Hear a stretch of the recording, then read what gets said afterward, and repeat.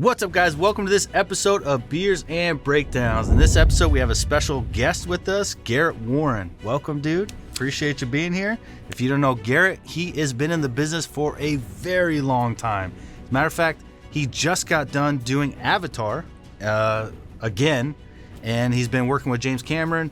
And we're about to watch a movie that he was actually the stunt coordinator on, which is called The Losers. And this was, if I'm not mistaken, like 2007. When did you do this movie? Yeah, it was early 2000, so it's probably around 2007, yeah. 2007. So, I mean, the man's been doing this for a long time. You've been in the game. So, we're super excited to be hanging out with Garrett and talking about it. As a matter of fact, Garrett is not only a stunt coordinator, which he has been massively successful at for a very long time, he is now about to direct his own movie. And I am super excited about it. He's got some amazing actors in it. And that's huge, man. Like, you're about to be a director. How does that feel? It's the best thing in the world. I mean, it's the, it's the goal. It's what I wanted to get. It was the, thing that I've been working my whole life for, and now it's just close enough that I can touch it. And I have some other friends out there, like Chad Stahelski, who did John Wick, JJ Perry, who also did, Day Shift and Killer's Game, and they're all really good friends of mine. They've already made it to that point. And now for me to be able to go that same route and be able to make my movies the way I want to, tell the story that I like, because at the same token, when you're a stunt coordinator, you're pretty much talking trash sometimes, going, what the fuck are these guys thinking, So now, pretty much, the proof's in the pudding. I just got to put up or shut up. Which is the scariest part, because I'm going to be honest with you, when you even asked me, you're like, hey, you want to help, do some tactical advising on this? And I was like, all I do is talk shit.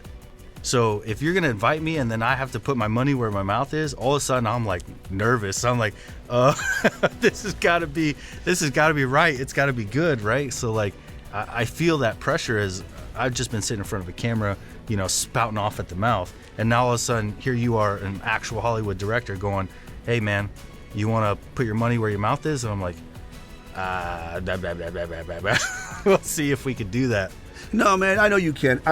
I found, long story short, I found him through this show, through FNG Academy. I watched a bunch of these guys, these two guys sit here on these couches, drink beers, and talk trash, mad trash about movies, and I love that.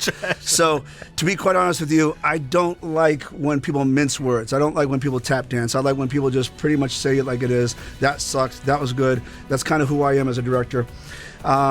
I've been told that I'm 0 to 60 as well, and I like the fact that you guys are as well, and that's what brought me to calling him, reaching out to him, and that's what made me come here today. So these guys, I found them on YouTube, just like anything else, and I came here because I want him to help me in my movie, and I love what he does. All right, so let's jump into one of the movies that you were on, and granted, this was a long time ago. This was, full disclosure, I haven't done anything for as long ago as this was that you've been in the business, right? This is a long time ago, and this is a ton. And all that to say, I really enjoyed this movie. Oh, man, thank you so much. I really do appreciate that. This was a lot of fun. I can't tell you how, when I was doing Avatar, Zoe Saldana had come to me saying, I want to do this action movie, but they don't think I can do the action. Can you help me shoot a reel to help me get this film? And so I did that for her, and that's how she got this film, and then she brought me along on it.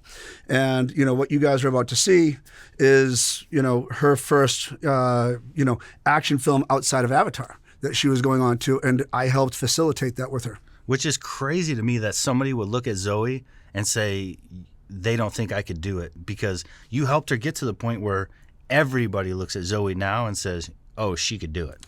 Like, she's the one. If you're going to hire a female for a SF role and you want it to be the best, I can't think of a better person. And I'm not blowing smoke.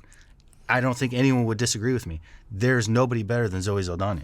Dude, I love that. So when she first got on Avatar, she was a dancer, doing ballet and things like that. She did drumline, incredibly talented with movement and choreography, but she wasn't really skilled in tactical training or guns or any of that other kind of fight work. But she picked it up really quickly. She was incredibly gifted, very talented. However, she goes the extra length. She'll do things on her own outside of work. She'll call on other people, namely myself, to help out, and that's what makes her head and shoulders above the rest, and I love her to death.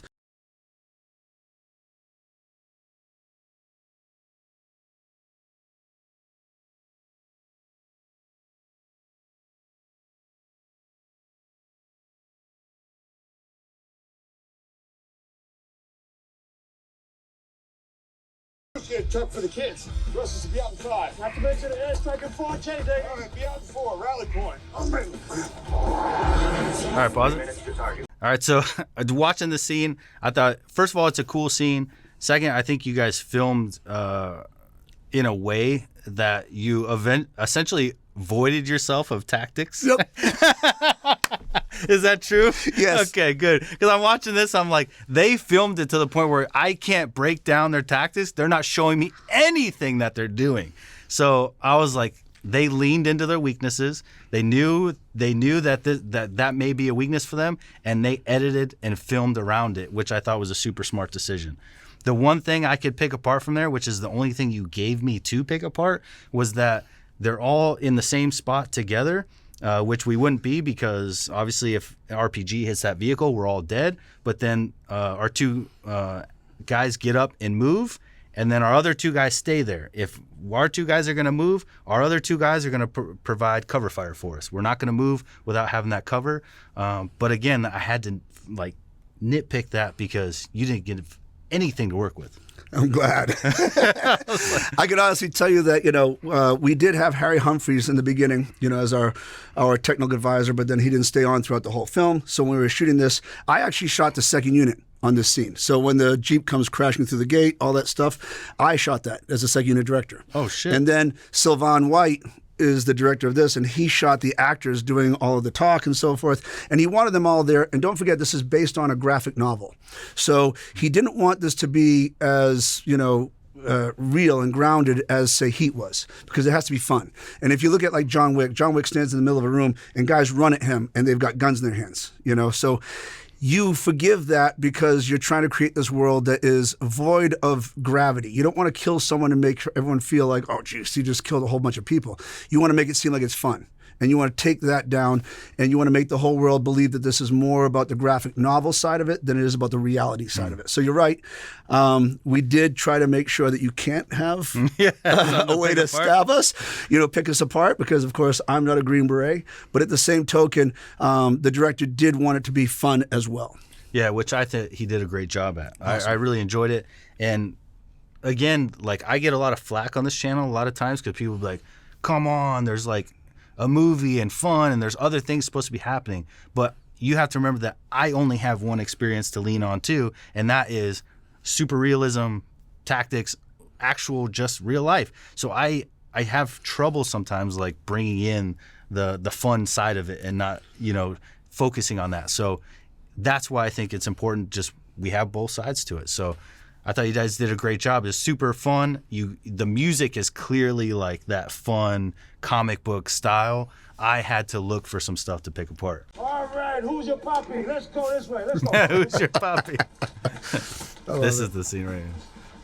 Oh, look at Chris Evans in Columbus short. No. Yeah. Really? Why not? Can you? Of course. Okay. I love it. Yeah, I love it. Pause. That's the scene that I picked up on because that's SF shit right there. Can you? Yep. All right. Love it. Let's go. Like that's what you do. You think on the fly. You see your environment. You see things that could help you accomplish your mission. You have 15 kids to move. You can't move them on your back. So all of a sudden you come across a bus, and Chris is like, "Can you?" And he's like, "Yeah." Then let's fucking go. And you made it happen. So I love that scene. That's some SF shit. So that was good.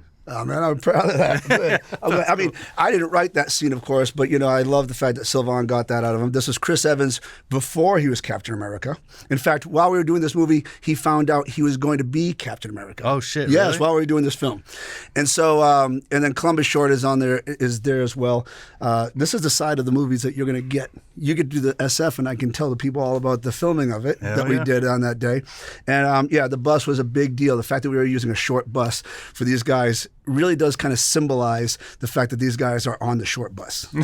That they're the losers. That they're fun and they don't fit in and they are special. Max sent you, didn't he? I won't commit to his crazy plan and he does this. I'm gonna make this real easy for you. You let him go, I let you live. Come here, son. Come here, son. Walk to me. So this scene either has to be a little off or it's a little deeper than it looks. Because walking up to him, obviously for an operator, that's 2 shots to the chest and 1 to the face. That's like the easiest shot you've ever taken in your life. Or, so either that was a misstep or he just knows that that guy doesn't mean it and he really just doesn't want to kill him and he's trying to avoid having to kill him because, again, that's just such an easy shot. He's got the knife to the kid's throat and everything's exposed. It would just be the easiest shot from that point. I wish we brought Henry on here. So not Henry, Jeffrey Dean Morgan. I wish Jeffrey was on this with us because Junkyard Dog, you need to come in here and you need to talk about what was going on in your mind before this because you're right. A lot of actors have to come up with their own backstories and they have to come up with their own reality about what the truth in the scene is. And so you're right. The fact that he comes forward doing that is a personal choice as an actor. You know, he knows the guy's not going to kill the kid. He knows he's kind of half-assing him as a shield. He's only got a knife to a kid's throat. He could shoot and kill him, but he doesn't want to shoot and kill him. However, he also knows that there's another way around this. A jet is coming in to drop a big shit ton of payload, a big payload of explosives on the house. Is going to blow him up anyways. You know, so I think that he's pretty much just resigned to just get him, the kid, out of there and not worry about having anything go wrong. Yeah, which ends up proving to be the right decision in the back end of the movie when we find out who that guy is. Right. So turns out he was on the right track to just be a good person. Right. And which pays off for his character development later. So at first you're like, operator-wise, you're like, oh, dude, easy shot, bam, bam, bam. But then later on in the movie, you'd be like, well, if he were that guy that was just willing to kill somebody without thinking about it, and he didn't have that hesitation, he wouldn't be the person who he is to develop that relationship with Zoe later on, so the character development wouldn't have been there.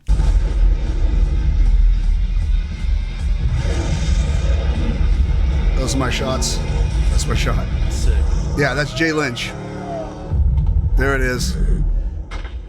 He was engulfed in that fire. And then this is all one shot, no cut. Jay just driving that bus right down and putting it nose in. Boom! Okay, all right. So that's an actual dude jumped the bus. So nobody's inside. Just him. Just him. So he had to send that full force. That's it. That's not a special effect. That's not someone just putting it on a cable. Okay. There's a guy that drove that down.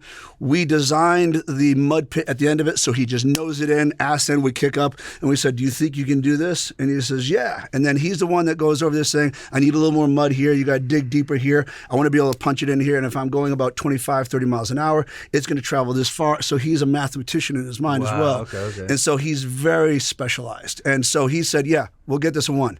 He goes, let's do it. And we didn't have 2 buses. Oh shit! So you're wrecking the only bus you got. We're shooting in Puerto Rico. And Puerto Rico is an island, and you can't fly a lot of things in. You have to get what you got there. And we only had 1 bus, and so we had 1 chance to do this. So you look for Michael Jordan. Jay Lynch was Michael Jordan. Oh yeah. And so did he do, as far as safety wise? Did he put 3-point harnesses in? Did he have a special helmet, all that stuff? Yeah. Because I would have want the full shebang, dude. So when you do this, you put a special seat in there. It's a regular drive, it's a racing seat. It's got the harness on it as well, so he's tight. He puts a neck brace on so he doesn't get snapped forward too much. He puts a helmet on. He puts a mouthpiece in. He puts, in baseball, the catchers have those knee and shin guards. He puts those on. To smash his legs. They always smash their legs in. They always do. It always goes slam, especially when the seat moves, if it does move. So you got to be careful you don't break your knees. And so that's how they do it. And then we, of course, put a roll cage in before we do the whole thing. And then we put a separate fuel cell in. So we always it doesn't actually explode. That's right. So when we're doing a stunt in a movie like this, that's what it all takes. And it takes about, a week for them to prep the vehicle. Then it takes us about half a day to shoot that whole jump that you just saw. Which is crazy because I imagine you guys are focusing on the film. He's having to go do all the math. He's having to set up the scene. He's worried about surviving, right? So this is like weeks worth of preparation for him, all for this one jump. Bam. Yep. That's crazy. De nada. Adios. Get him out of here. This is first day of filming.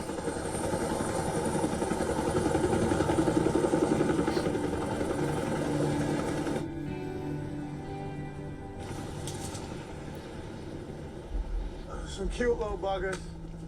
Hope they make it to the court martial. What is that? You hear that? All right, pause. Before that happens, I just want to say, if you're an SF guy at all in any way, shape, or form, this is exactly what you would do. Like, this is everything that we live for, that we sign up for.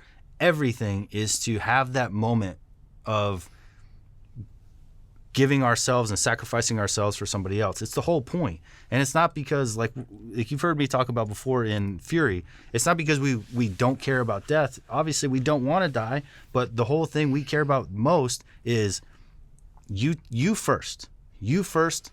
I'm here to take care of you. I'll worry about myself later. And trust me, I've trained enough. I feel confident enough that I will do everything I can to keep myself alive, but I have to go last. And then I'll put all that training, all that effort, all that mindset into trying to keep myself alive once everyone else is out. So this whole scene to me was exactly what an SF team would do.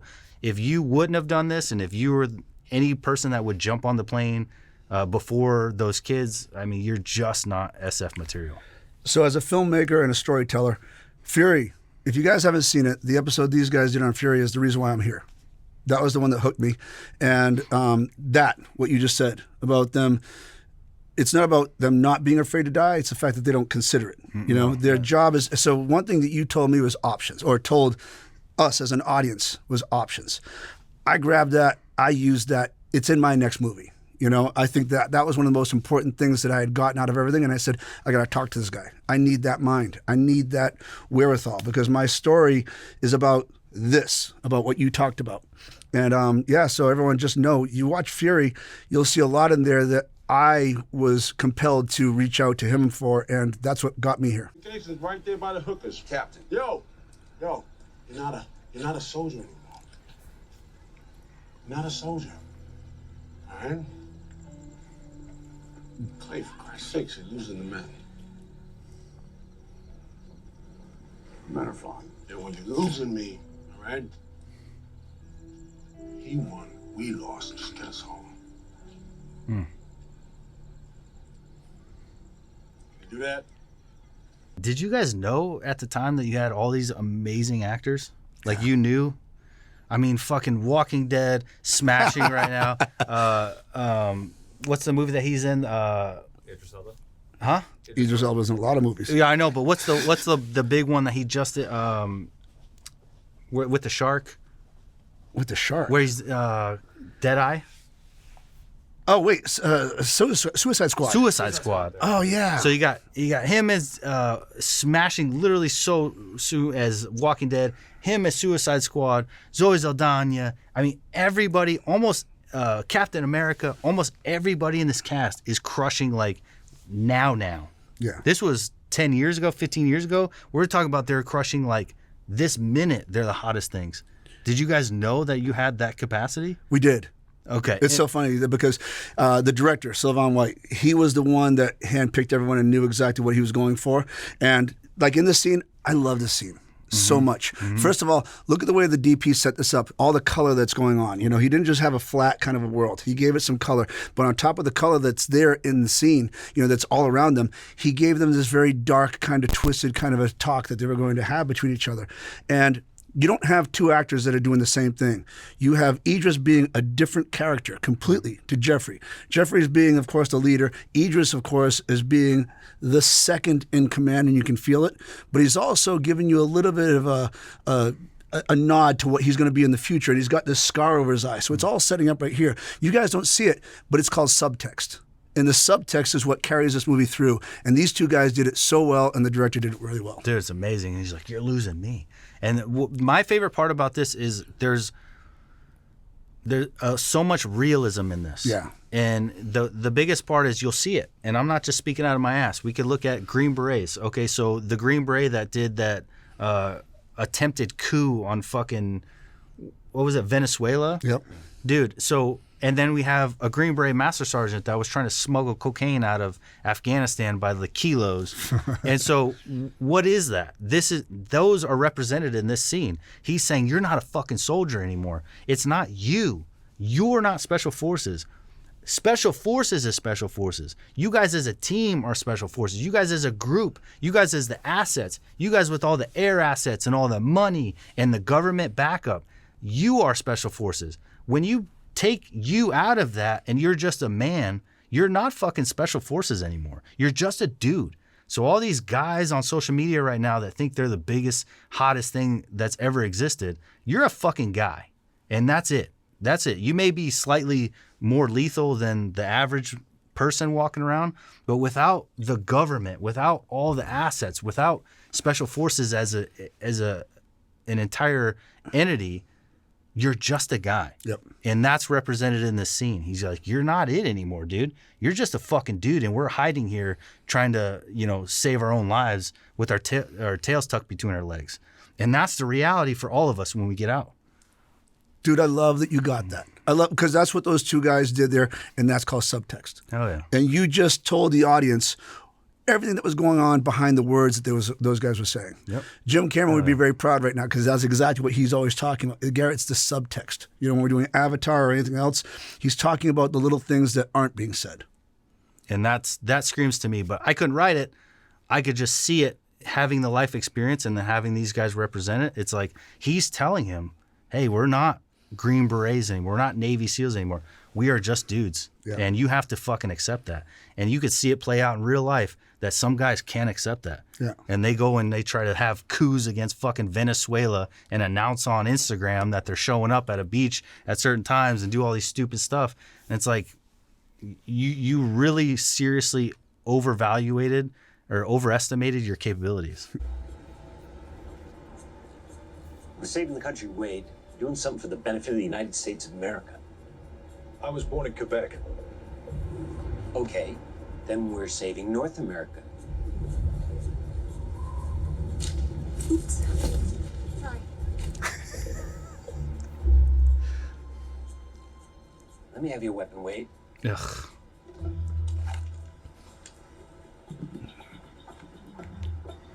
That's cheeseball like crazy, dude.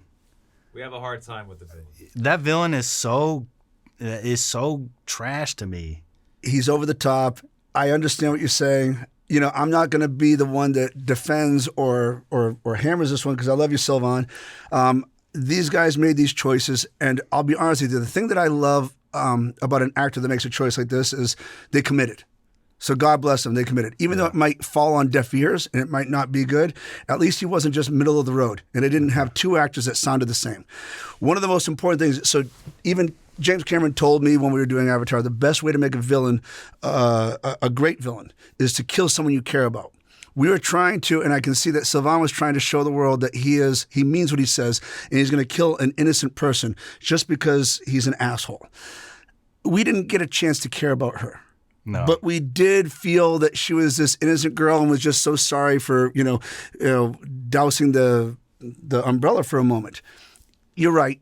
Maybe this didn't do the job that we imagined, but it is supposed to be a graphic novel. Yeah, I get it. Don't forget, this is a graphic novel. And don't forget, when you do watch some other movies, you do see some very cheesy things that are still happening out there. I mean, I saw a fat guy fight Keanu Reeves in the last John Wick movie in the middle of a nightclub. Which was stupid. We said that was stupid, too. Everyone danced around it and didn't notice the fight.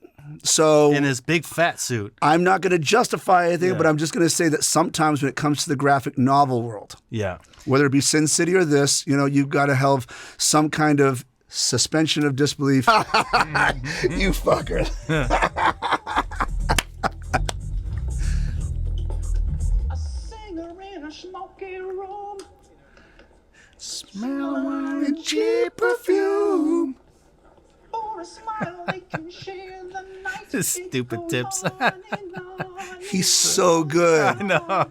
Strangers waiting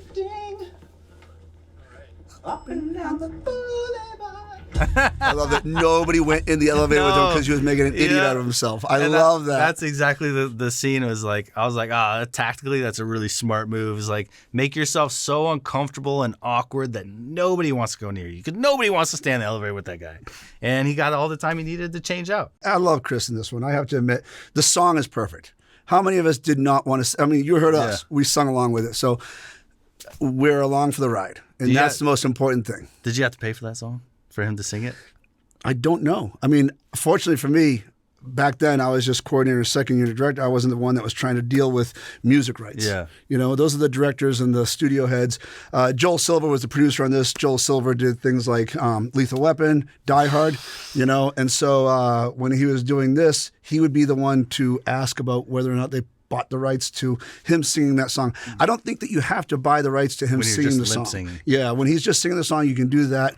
But if you use the music and the lyrics and you have someone sing it, you have to pay for it. So the funny thing about Lethal Weapon is I actually, growing up, what I wanted to be when I grew up was the guy from Lethal Weapon. And when everybody asked me, like, what do you want to do when you grow up? I said, I want to be a cop.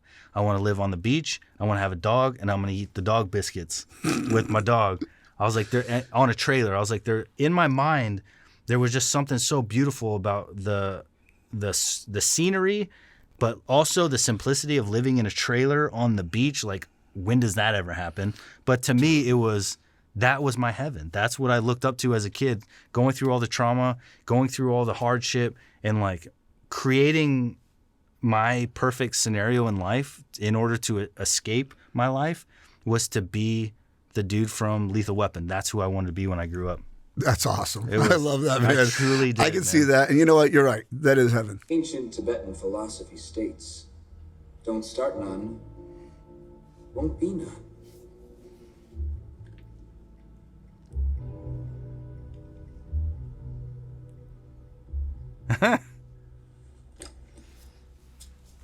So the kinetic way out of this. Chris. Yeah, that was hilarious. You made that scene amazing. And, you know, looking at this now, there's so much that I'm like, I cringe on that scene. Why? That was awesome. Okay, first of all, I'm wearing my fake eye. Are so you really? I look goofy as fuck in that, man. I'm like, which way did he go? I look like the buzzard in fucking Looney Tunes. No. And my eye is completely dead. I'm looking at him like this. The other one's looking this way, so I don't know where I'm looking. First of all, if you guys watch, I can't shoot righty because I can't sight down my right eye to shoot, and I'm doing that there. Second of all, the guy in the middle is doing teacup and saucer. I didn't realize that in the day. I'm killing myself. Colin Fallwide, the stunt guy, he's doing good. He's got 3 fingers over, and he's got his thumb, but he's locked over. He's not like together. Anyways, long story short, we do think of tactical things. Sometimes they slip through the crack. However, when you guys see this, if you guys ever do stop it again, you'll see how goofy I fucking look. I didn't see any of that. Oh. Because listen, they're security guards. They're not like, you know, some special operations or anything like that. So the fact that he's like, I mean, it fits his character. And second, the fact that, so they get shot and then the middle one's still holding the gun and decides not to shoot him.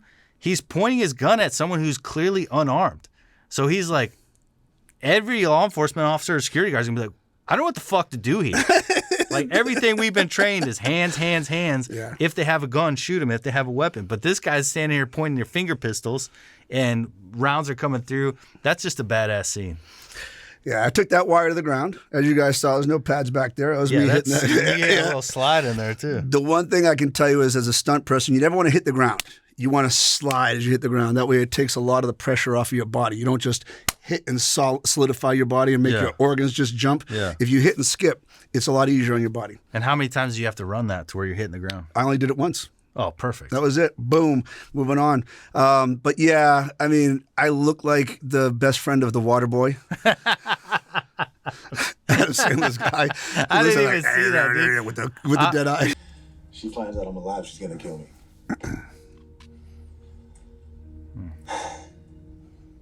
I can't let her have that baby without me.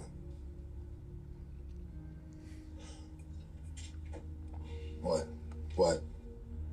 Which we all know we're gonna die in there. Or we can do that without you. No, you can't. Go home. Got it. I love that scene. Yeah, it's a good scene. It's such a good scene. Good scene. And that's just what it's all about, is you just looking out for each other. It's like, listen, I'd rather like go into this knowing that you're where you need to be than go into it knowing that I have to do everything I can to protect you to get you home to your pregnant wife. Like, you just go now. And that way we could fucking focus on what we have to do without the that lingering over us. Yeah. It's like, we love you. Go. Sorry to interrupt. He's also turned at this point. Yeah. Yeah. So there's another aspect to that. Yeah, where he's like, which is I'm terrible. gonna kill all of you. Go. I don't want to kill you. You should go Yeah. home. Right. But I also have to admit, like, the way that Idris, first of all, Columbus did a real good job. He was trying to give you guys a very deep scene without making it deep. You know what I mean? And I think that's what most of you guys would do. You know, you'd be like, you know, that's my kid, you know. No, I'm here with you guys. You know, he'd kind of try to blow it off, but you know it's there. Underneath that hard facade, there is that crack. And I dig that. And then Idris did a real good job, like you said. There is a lot of layers to what he said, and I felt, man, I felt each one perfectly, you know. And then Chris is over there just being, you know, the butthead that he is throughout the whole thing. He's just oblivious, you know. He's just a tech Got guy. it. Yeah, which is great. Yeet.